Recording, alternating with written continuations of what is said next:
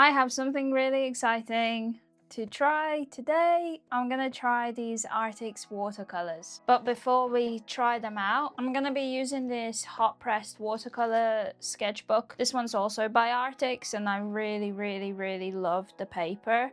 And I want to do some swatches and test out the watercolors. After that, I pulled this book out. I forgot I had it, and I picked this up from a charity shop years ago, and it's basically got a bunch of cool images. Like, I just want to maybe like flip through and see if I can find any like interesting images of animals or something and like doodle those. I love the design of this. The super light baby pink and the rose gold accents are so nice. You got all the details on the back. You have the light fastness, transparency, but we'll test it all out. And yeah, the texture of this is super nice and smooth. I don't know how well you can hear, if you can, the texture.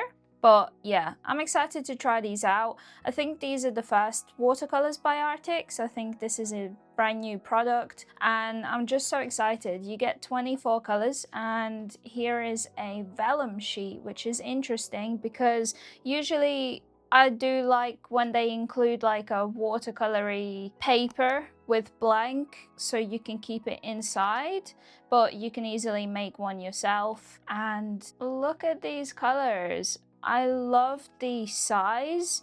These are definitely double pans. My watercolors that I have myself, again, I made my own sheet, my little swatch sheet, but these are half the size of these pans and they're just so satisfying to look at. So I'm so excited to see how these work. Best thing about these as well, you can take these out. Yeah, especially because this is in a cardboard case, so I feel like the case would probably disintegrate if you were to use this a lot. Like, you can see how messy this one is, but that could also be because they're half pans and they're much smaller. So let's get these primed and let's test them out. Okay, so the best way that I find to reactivate these or get these primed before diving into using them is by using a spray bottle or a pipette.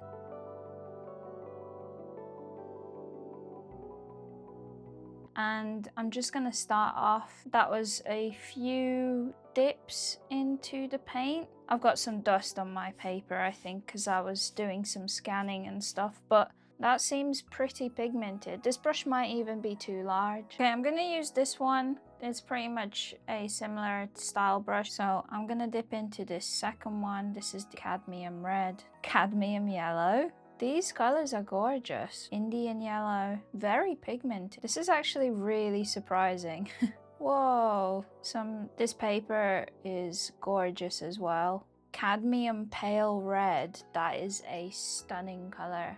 Let's go with cadmium red deep. Oh my god, that is a gorgeous red. Let's see this rose. Oh my goodness, these are gorgeous. I'm excited to try these out. Oh my god, guys, look at how pigmented. Of course, this is very dark purple, and then when you add water to it, it will become much lighter. Wow, that's surprising. Oh, and another thing I wanted to mention, they really did well with this palette because they didn't waste the space by using a white. I feel like if you do need a white watercolor, you can just water the paint down. However, I do sometimes find that I do need that extra paleness or like make something more pastel-y. In that case, maybe I would recommend getting a separate tube of white, but for a set like this where you get 24 individual colors, I feel like a white is just not necessarily needed for me personally. However, I don't really know what everyone's needs are, but oh my god, that is a gorgeous color. I can't get over it, I'm gonna cry. This is a phthalo blue. I do love phthalo blue as well, but clearly not as much as the Prussian blue. Cerulean blue is actually very similar to that phthalo blue. You see that? Okay, so it goes very dark, but yeah, it fades into a very much like a similar shade of the cerulean. Okay, let's see the turquoise. Yes, that's gorgeous. That's a very much in between them two. So green. I feel like the turquoise could have been a bit more green. Okay, now let's test out this sap green without having it pre-activated. And I must say, that comes off really quickly, which is a great sign of a lot of pigmentation within the watercolors. Like in the last video we spoke about the pencil shades, you can definitely tell that this paint set doesn't have a lot of binder in it. It's a lot of pigmentation, and this color is chef's kiss. I'm a big fan of that olive green. I love olive greens. That's a nice color as well. They activate very quickly. Wow, these are very pigmented. You know, I do struggle with being quite heavy-handed, and I always want the most pigment out of my pieces, but I do want to tone it down, and I want to see if I work on my layering instead of going straight in with very pigmented paint. But this might not be very helpful because these are so pigmented and just gorgeous. Oh my goodness. Okay, it's nice and dry now, and the colors are gorgeous. I love, love, love, love all of them. They look really, really good. I will say the ones that I didn't pre-activate, I mean, this olive green is very vibrant, like super pigmented, whereas the rest of them don't have that much of a darkness, but I could have maybe swatched better. But yeah, you can see the browns have got some kind of granulation to them. This one, you can see the separation in the pigments, and there's some darker specks and some lighter ones, as well as here as well. You can kind of see some different medium, like different textures. I mean, the paper is very textured, even though it is hot pressed. It's got plenty of texture to it, which is why I actually really enjoy this paper. It's very smooth, but it's got this beautiful textured list. I love, love, love all of these, and I'm excited to try them out. Don't really know what I'm gonna do yet, but I like a lot of them. I like the reds as well. Even though they're very close together, maybe you didn't need as many reds, but I'm very happy with the selection of the colors that they included. I think it's very necessary to have multiple colors just so that it's easier, and I don't think it would be that needed to mix your own colors, because you get quite a lot. You get 24 different colors, and like I said, no white. Okay, now let's have a look at some references or some things that I'd like to draw from. Just anything really. I'm not really too sure. That's a gorgeous garden. I would love a garden like that. Oh my goodness, look at these little foxes. Okay, I'm gonna paint those little foxes. Turn it this way. Let's go ahead. I'm gonna go in with some of this red.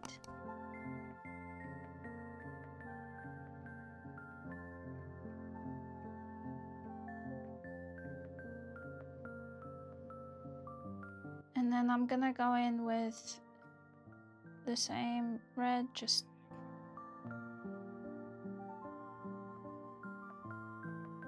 adding some more water.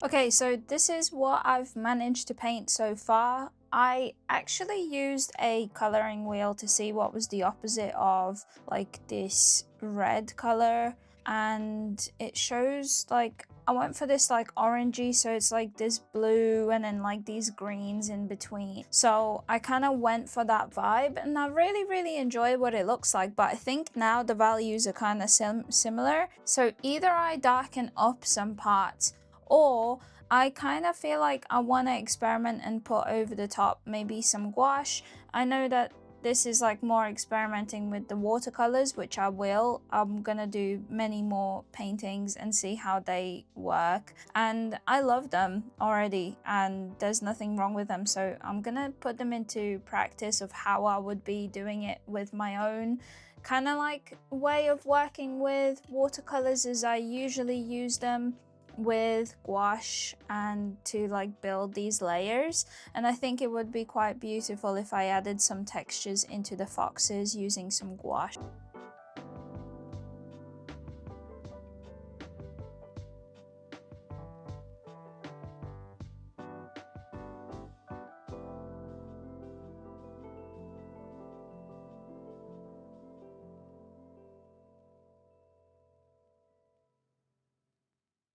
Okay, and now I'm gonna go in with some white on my brush, and I wanted to bring in some like little highlights in the eyes.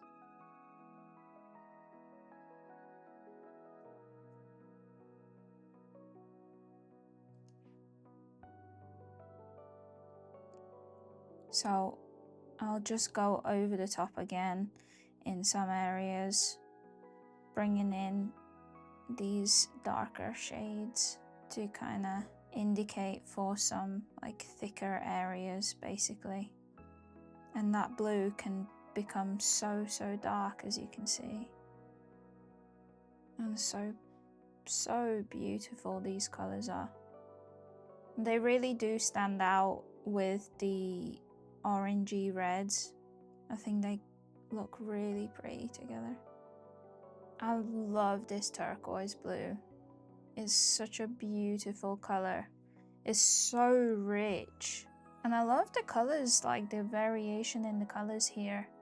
So I'm gonna try not to cover up too much in that, but it might happen naturally just mixing with the colors, but I don't want to cover it up too much because I think the colors in the background look so beautiful there. Okay, now I'm actually gonna come in and use a pencil, a darker pencil, so I can bring in some more details into the foxes. Do they even look like foxes anymore? I'm not even too sure. I wanted to see how well pencil will layer over, and I must say it's really good. Aww, I think they look really cute. I love these colors playing there. That's awesome. I'm gonna see if I can bring in some more color shifts with this bright orange. Oh my goodness, it's like a neon orange. It works really well on this paper. I'm guessing they just need a bit more too, like grit onto the paper to work better as well. That actually looks really good. I really like the final result. Let me know what you think. It's super quick, easy, simple. I didn't really work too hard for it, if that makes sense, but I really like the end result. I think it's very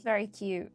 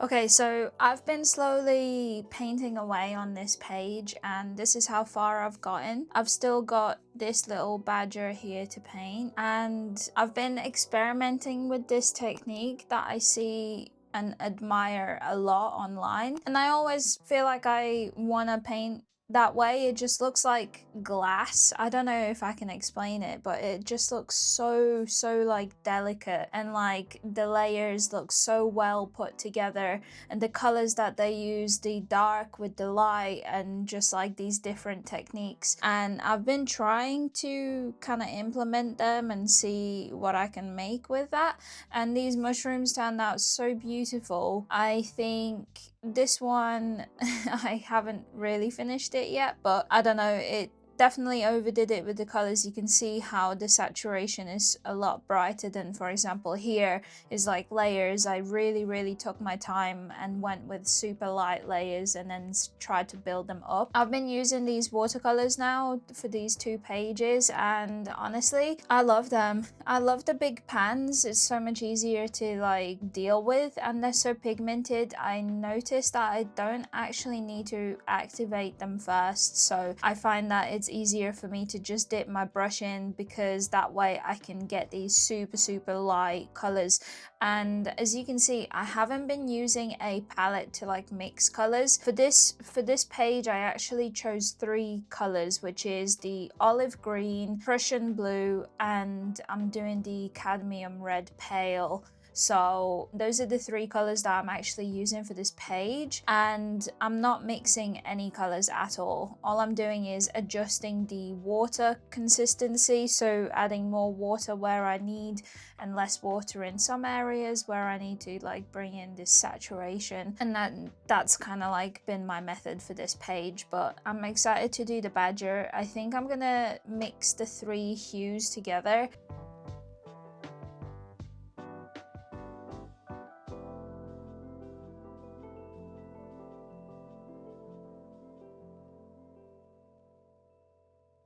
Hello, I'm back doing some drawings, and today is such a lovely day, so I'm out here in my conservatory. A little bit of sunshine, trying to get any little bit of sunshine I can get. So yes, today I've been doing some doodles and stuff, and I wanted to do some more drawing with the Arrtx colors, and yes, do some random little doodles. I have painted in this sketchbook already since I posted it. I did this frog, I did these little butterfly wings, and then so far I've just been doing some fountain pen doodles and pencil sketches. I want to do some really random doodles where I just mess around with some paint and see how it goes. I have been having a lot of fun with these colors and these paints. I did use them in my other sketchbook. I did start this sketchbook already, and I finally took the leap and decided that it's finally time to start this sketchbook. And I posted the video, and I just wanted to say thank you for the love on the video that I posted about starting this sketchbook. It was really fun, and it's nice to see the positive reception of the video and starting and doing doodles and stuff. And yeah, I'm just doing similar elements. I just found some cute looking pins that I wanted to use for this, and I'm just gonna mess around and see what I can make, and that's usually what I do.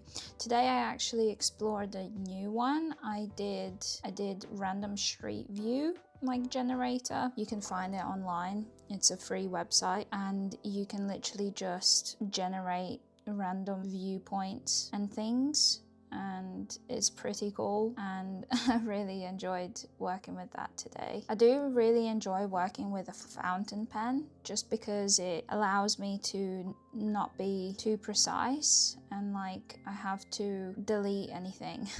I can't erase anything, and I have to just keep working until like get the desired effect. And I will say it does take a while to get used to be able to do that. like to doodle effectively with no guidelines or anything like that, it really does take a while. But once you keep going, you do have to keep going. You can't just expect to be able to do it straight away. You have to keep basically practicing doodling with no pencil, no guidelines or like that. But you know, I'm still getting better at it. I did get the fountain pen. I did get some questions from the last video about the fountain pen.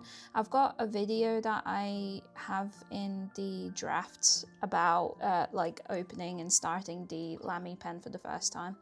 So I'll see if I can make a video on that. So this is what I managed to paint. Just a very quick like cherry doodle where I try almost all of the paints. I got to the burnt umber and then I skipped Payne's grey and black. I suppose I could still add them in, but I kind of really like the composition of the piece. I can do something here and here to top off the page, but I really enjoy the way that it turned out.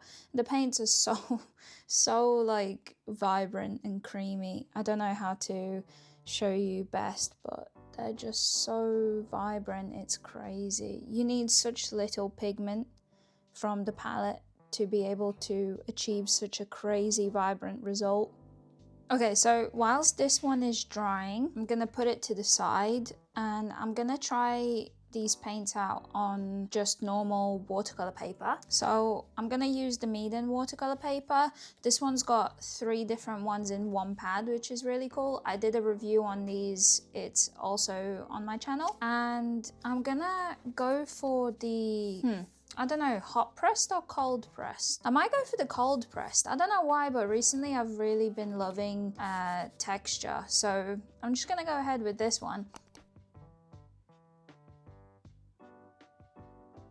Okay, so here's my super random quick sketch. Okay, so I want to do the rabbit really light pink. So what I'm going to do is use this gouache. I'm just going to use this white, it's permanent white gouache. And I'm going to mix it up with one of these red ones or like the rose colored one. So this is what the colors look like. And I think I'm going to do the rose and see if I can make like a very pale looking pink. And yeah, since watercolor and gouache both are water-based, it's usually not a big issue mixing them together. Gorgeous, look at that color. Oh my god, I love that. And then I can use the rest of the pink as shadowy areas. I can lighten it up more with the white, but yeah, that's gorgeous.